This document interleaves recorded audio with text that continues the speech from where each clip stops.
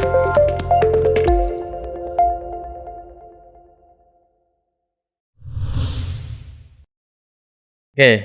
bismillahirrahmanirrahim. Selamat malam teman-teman sekalian. Assalamualaikum warahmatullahi wabarakatuh. Hari ini saya akan sedikit berbagi satu buku yang ditulis oleh Mas Ahmad Hadafi, salah satu penulis di Mojok.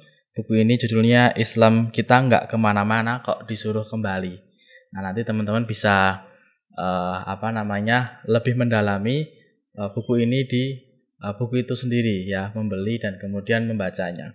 Nah, di sini saya hanya sedikit mengulas dan memberi pelajaran yang bisa saya ambil daripada buku ini. Buku ini cukup menarik, jadi saya pengen membaca buku ini karena melihat beberapa fenomena akhir-akhir ini yang kemudian ini nggak adem, nggak kemudian sesuai dengan jalannya dan saling satu sama lain itu saling menyalahkan gitu kan.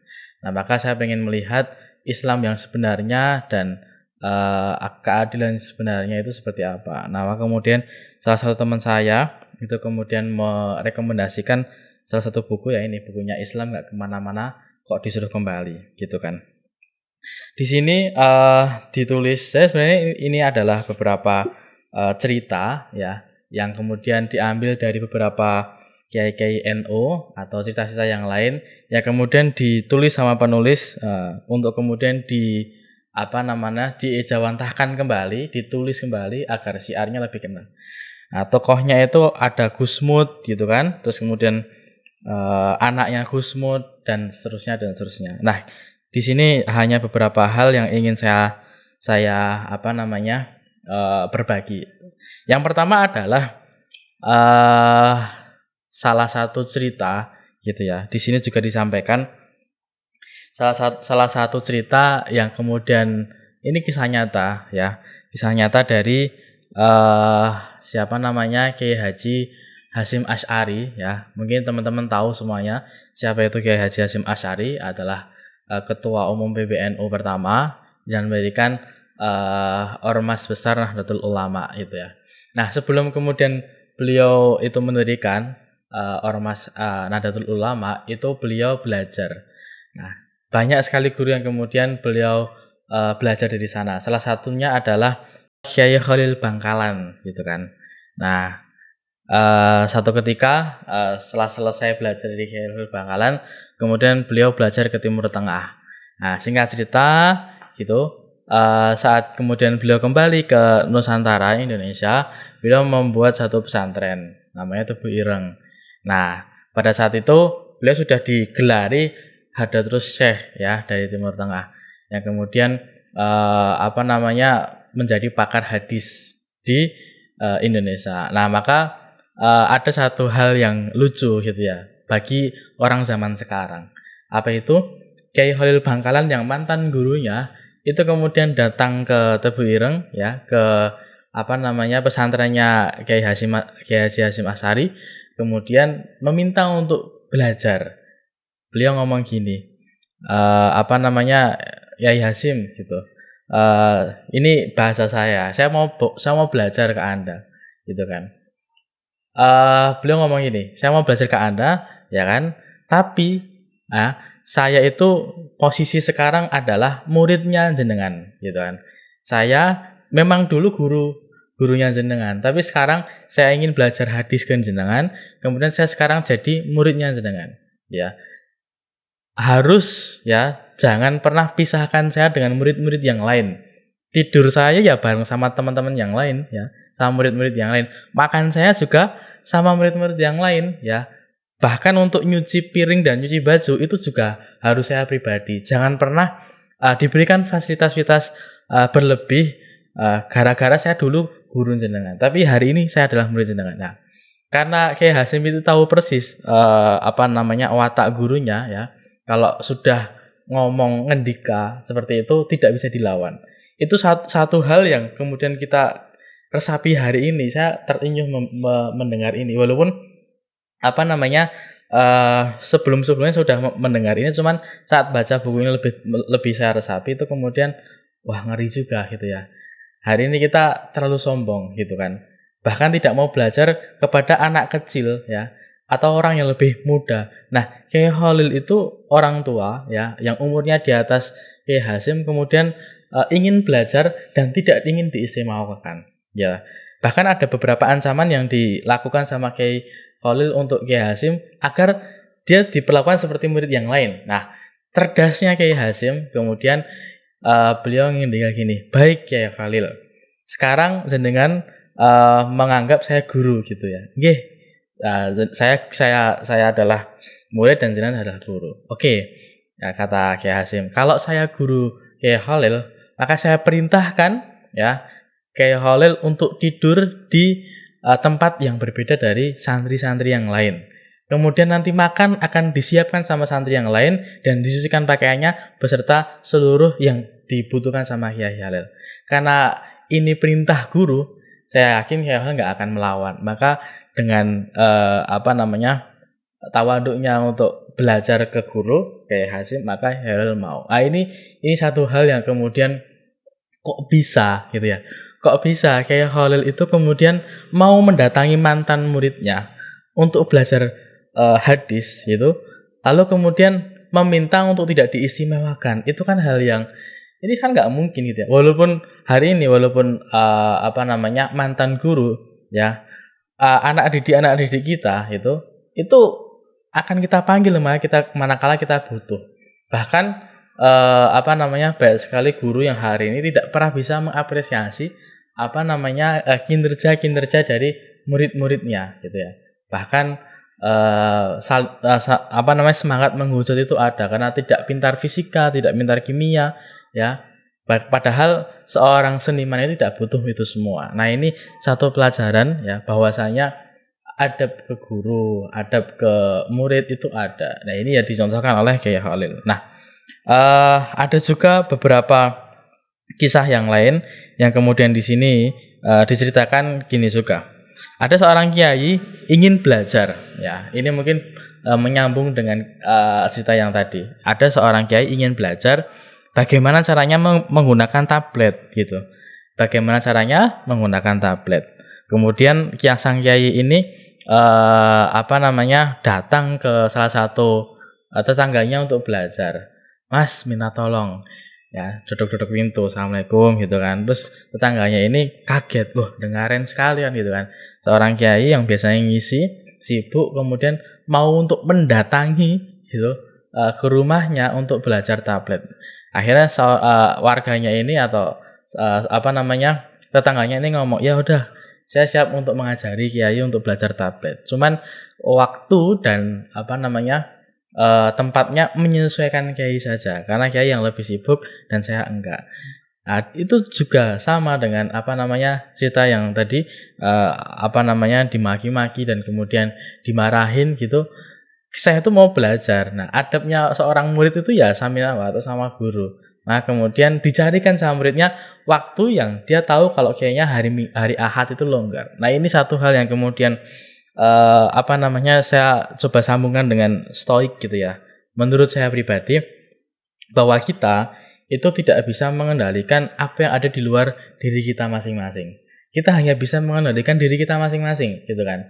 Maka kita tidak akan pernah bisa ya sekuat apapun, semaksimal apapun tenaga kita ya kadang-kala kita nggak akan bisa memengaruhi orang lain gitu kan. Mengubah ya tindakan-tindakan yang orang lain lakukan ya dengan yang keinginan kita hanya bisa fokus dengan perubahan atau berubah dari diri kita sendiri. Maka inilah yang dilakukan oleh Kiai Khalil Bangkalan. Kiai Khalil tahu beliau tidak akan bisa gitu kan memengaruhi muridnya gitu untuk tunduk patuh pada dirinya. Nah, maka kemudian beliau datang ya sebagai murid gitu. Beliau datang sebagai murid meminta. Nah, dari itulah kemudian Kiai Hasyim itu pekewo, kok bisa guru kayak gini. Nah, saling pekewo ini dalam filosofi Jawa itu penting untuk meminimalisir konflik gitu kan, meminimalisir perseteruan dan saling memahami satu sama lain. Kalau ini kemudian diterapkan sama seluruh orang gitu, maka tidak ada persaingan yang kemudian saling menjatuhkan satu sama lain.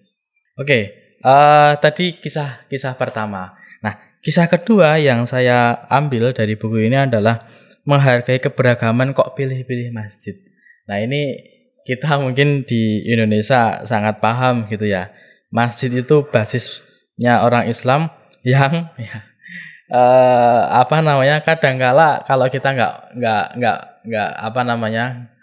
nggak sekelompok dengan mereka ya, dengan kelompok yang lain gitu, kita nggak mau ke masjid itu gitu ya. Kadang kiai yang kemudian atau ceramah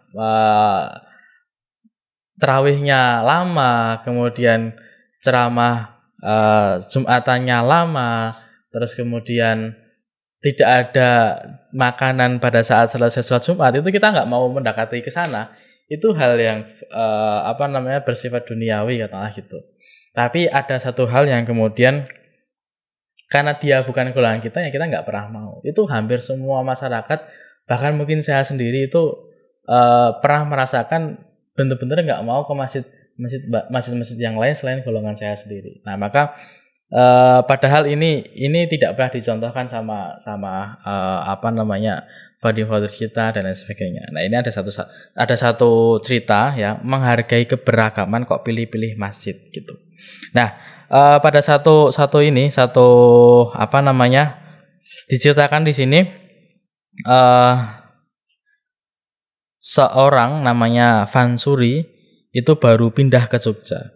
Nah, terus kemudian dia mencarilah kos-kosan yang dekat masjid. Ternyata nggak cocok sama masjidnya itu. Nah, maka kemudian beliau kembali dulu ke kampung halaman untuk sharing ke kiainya yang ada di sana ya.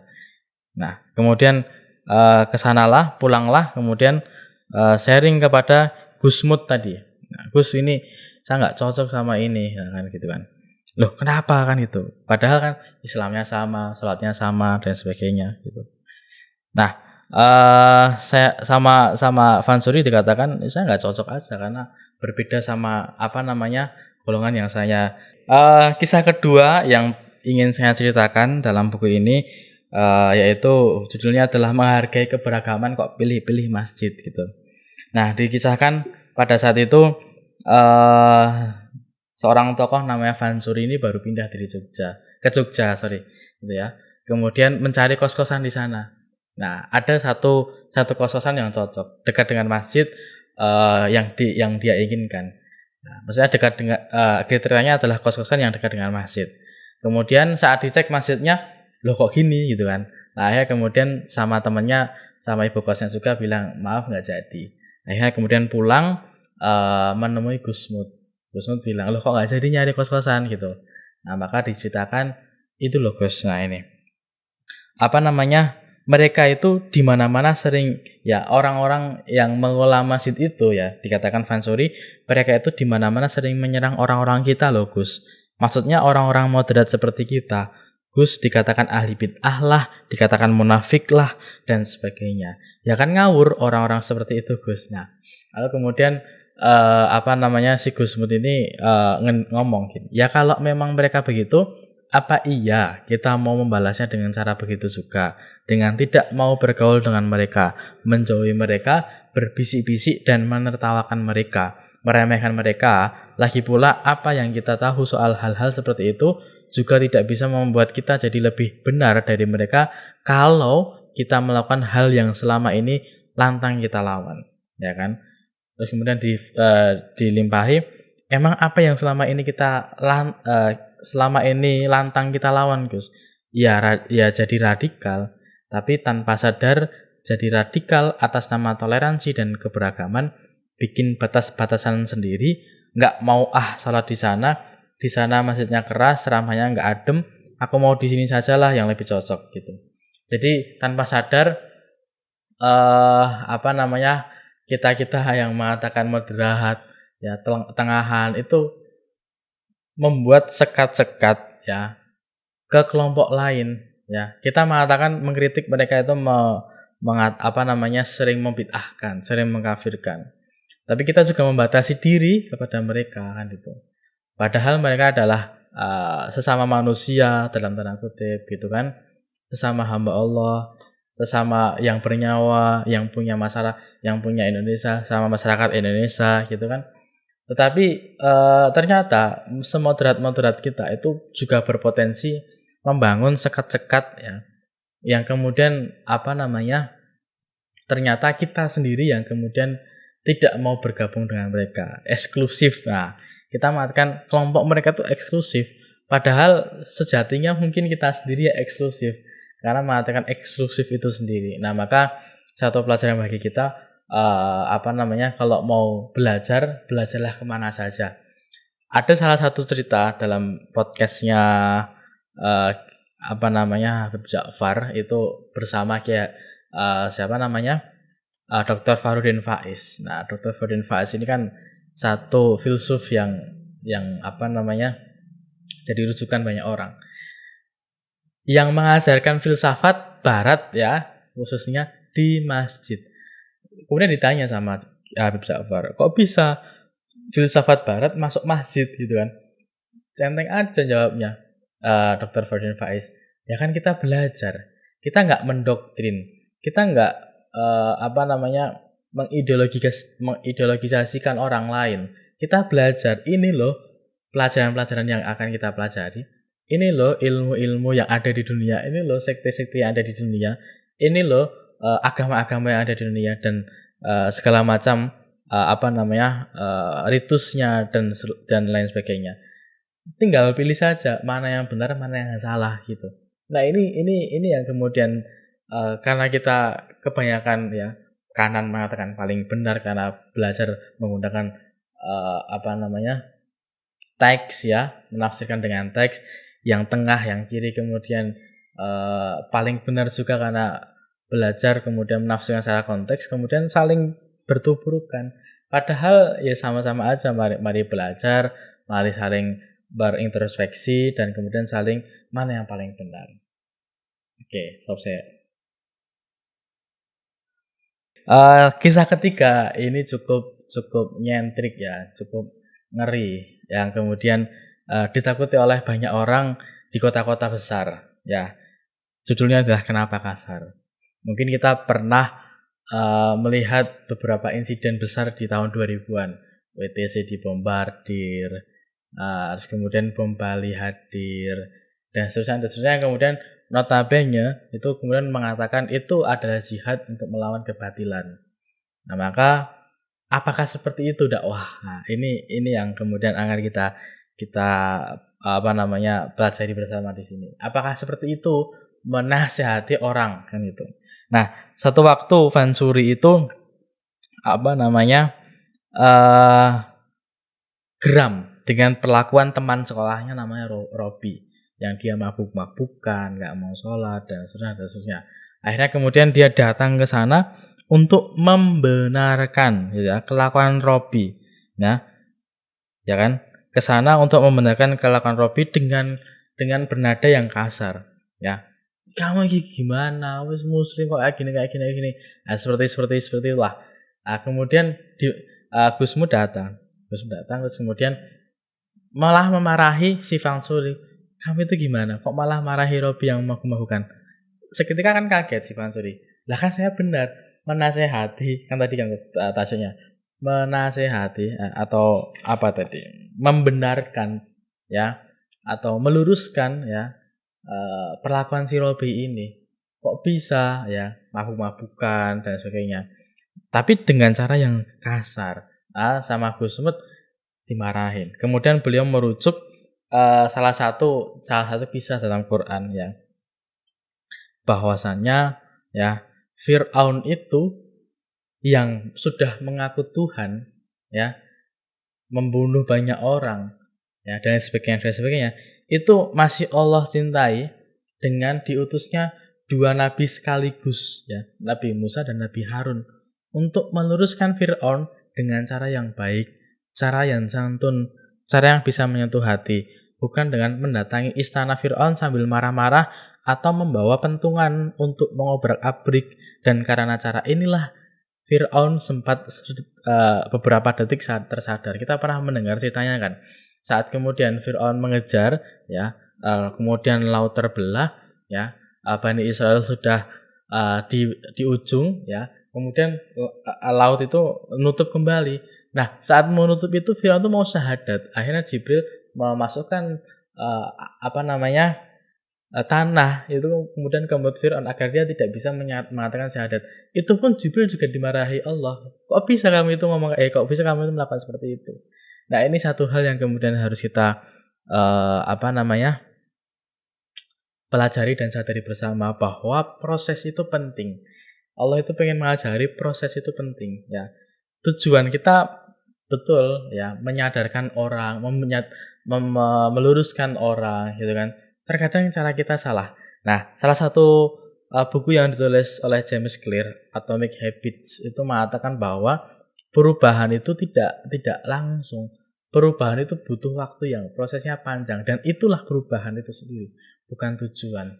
Kanker itu, teman-teman sekalian, 80% ya bekerja di tubuh kita itu tanpa sadar, tanpa kita sadari, tanpa dia memberikan efek yang berarti dalam tubuh kita. Tapi setelah 81% itu baru kerasa, oh ternyata saya kena kanker yang sudah stadium 3, stadium 4. Itulah proses di mana kanker itu kemudian bekerja mati-matian dalam tubuh kita untuk merusak tanpa diketahui. Nah, kalau kita mau menyadarkan orang, sadarkan secara pelan-pelan, setahun, 2 tahun, 3 tahun, 4 tahun, itu hal yang sangat berarti di situ. Nah, maka teman-teman sekalian, saat kita menasihati orang gitu kan, sindiran-sindiran itu penting ya.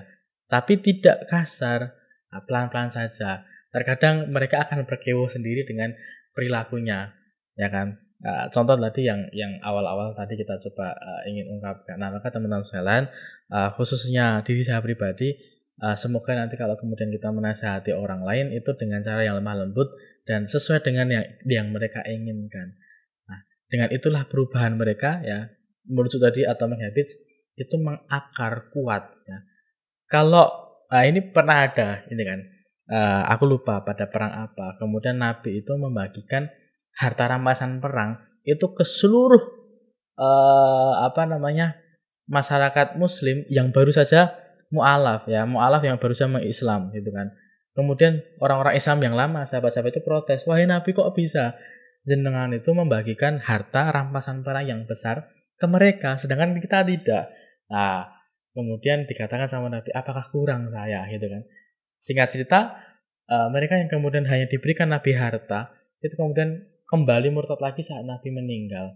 Karena mereka tidak tahu prosesnya bagaimana Nabi menjadi Nabi, bagaimana wahyu turun, gitu kan, dan seterusnya. Maka kemudian teman-teman sekalian, mungkin kata-kata kasar kita akan merubah mereka sekali, 2 kali, dan kemudian mereka kembali lagi ke kebiasaan-kebiasaan lama mereka. Maka dari kisahnya Fir'aun ya, Fir'aun saja yang sudah mendeklarasikan ketuhanan dia, Allah masih sayang menurunkan 2 nabi ya, Musa dan Harun untuk menasihati Fir'aun dengan cara yang lemah lembut, tidak sekali, tidak 2 kali, tapi berkali-kali.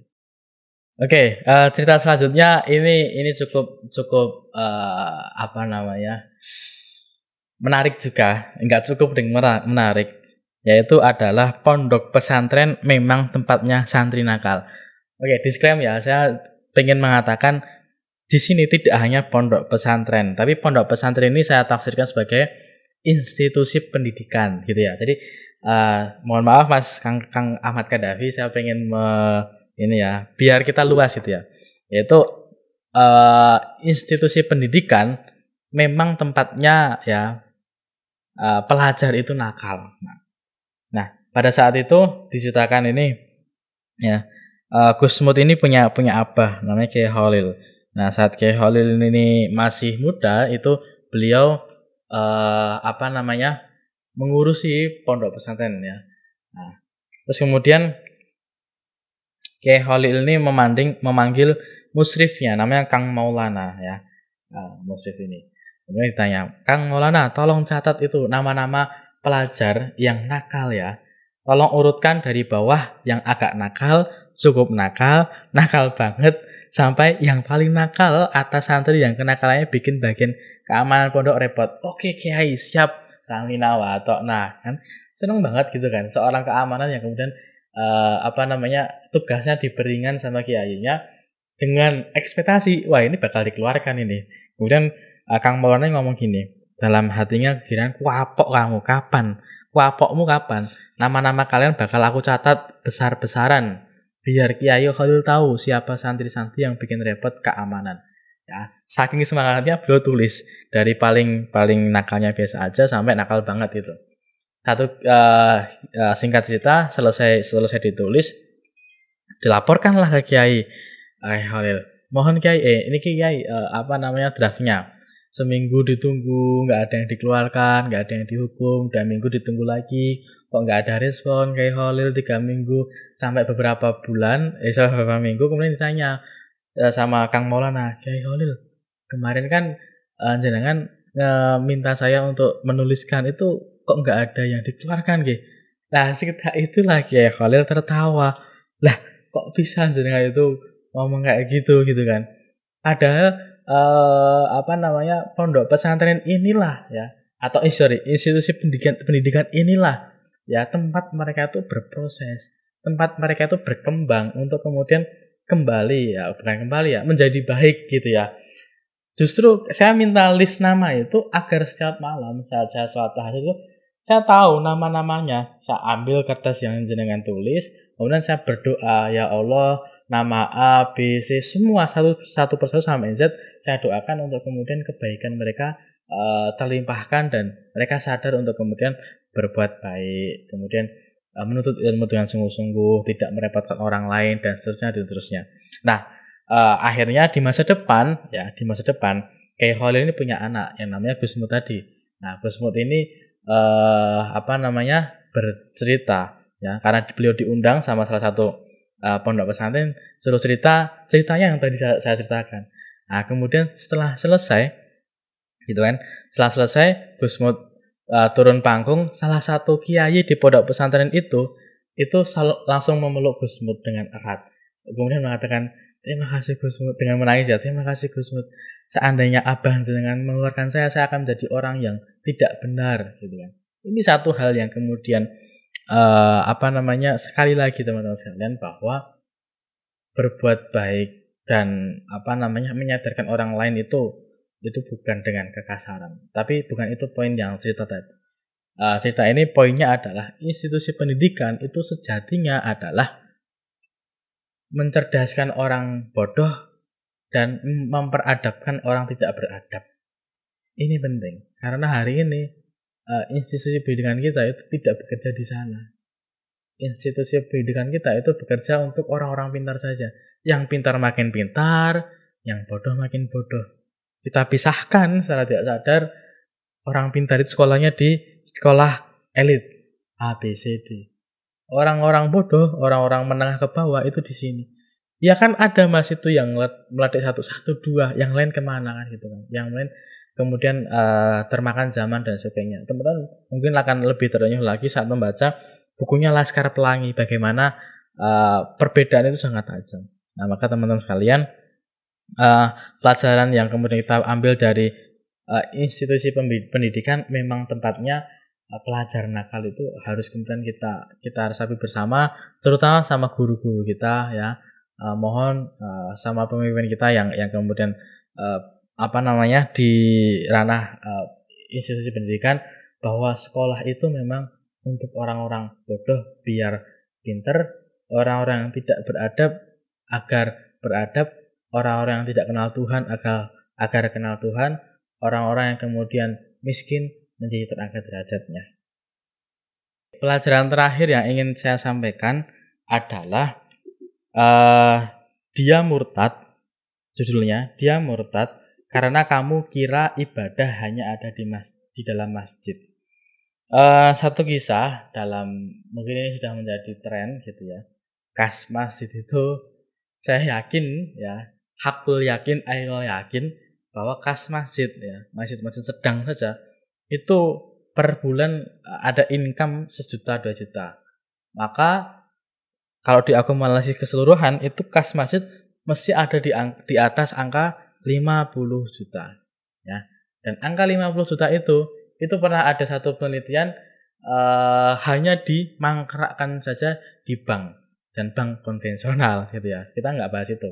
Itu hanya sarkas aja. Nah, terkadang uang 50 juta itu juga ya kan, itu hanya untuk digunakan untuk membangun masjid agar lebih mewah ya kan, lebih adem karena AC-nya banyak dan seterusnya dan seterusnya. Nah, di sini ada kisah di salah satu desa itu ya, ada orang ya, masyarakat yang rumahnya dekat dengan masjid ya, yang masjidnya itu mewah yang tadi saya katakan, kemudian murtad ya. Nah, sama Gus Mut ini heran kok bisa, maka datanglah ke Pak RT. Pak RT kok bisa itu masyarakat dengan itu kemudian murtad ya kan. Nah, kemudian malah diginikan sama Pak RT-nya. Nah, tepat Pak Kiai. Itu yang menurut saya tidak masuk akal. Saya cuma heran aja. Di zaman begini, kenapa ada orang mau menggadaikan keimanannya demi segepok harta, ya kan? Lalu kemudian Pak Kiai Gusmu tadi marah dan mengatakan saya marah mas.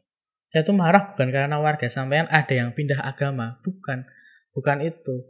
Itu biar urusan dia sama Tuhannya. Yang jadi masalah itu sampean bangun masjid megah-megah, sampai melupakan orang yang tidak tahu jauh dari masjid, ya, sampai melupakan orang yang tinggal tak jauh dari masjid, sampai nggak bisa nebus anaknya keluar dari rumah sakit gara-gara dia tidak punya uang. Ternyata ya tetangganya ini tidak punya uang, ya, karena harus menebus anaknya sakit, akhirnya dibantu sama tetangga sebelah gitu ya, sama tetangga sebelah. Nah, akhirnya kemudian beliau murtad. Nah, ini satu hal yang kemudian kita refleksikan, buat apa toh kita meninggikan menara-menara masjid, memamerkan ya lantai dan dinding-dinding masjid, kemudian memperdingin ruangan masjid, memperbagus sound masjid ya, mempertebal karpet masjid ya, kemudian memperindah toilet, tapi tetangga masjid kita itu nggak bisa makan, nggak bisa minum, nggak bisa membiayai anak belajar. Ini juga pernah terjadi di samping Balai Muhammadiyah. Pada saat itu di Balai Muhammadiyah Solo ini kisah nyata.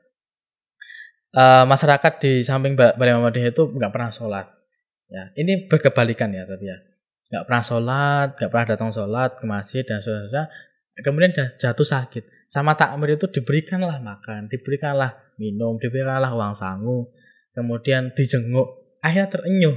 Dan sampai hari ini dia selalu ke masjid. Nah, itulah bentuk masjid itu harusnya ke sana, bukan kemudian memperindah hal-hal yang tadi saya katakan. Nah, cerita-cerita yang tadi teman-teman bisa lebih baca lagi, lebih dalam lagi dalam bukunya Islam Kita Nggak Kemana-Mana Kok Disuruh Kembali, tulisannya Ahmad Hadafi. Ini renyah dan kemudian teman-teman semoga bisa lebih mendalami lagi, memperadem lagi suasana kita, dan kemudian tidak gontok-gontokan seperti cerita-cerita yang tadi, tidak menginginkan orang berubah dengan keharapan kita, kehendak kita, tidak menginginkan orang melakukan sesuatu dengan kehendak kita secara paksa, tapi kesadaran.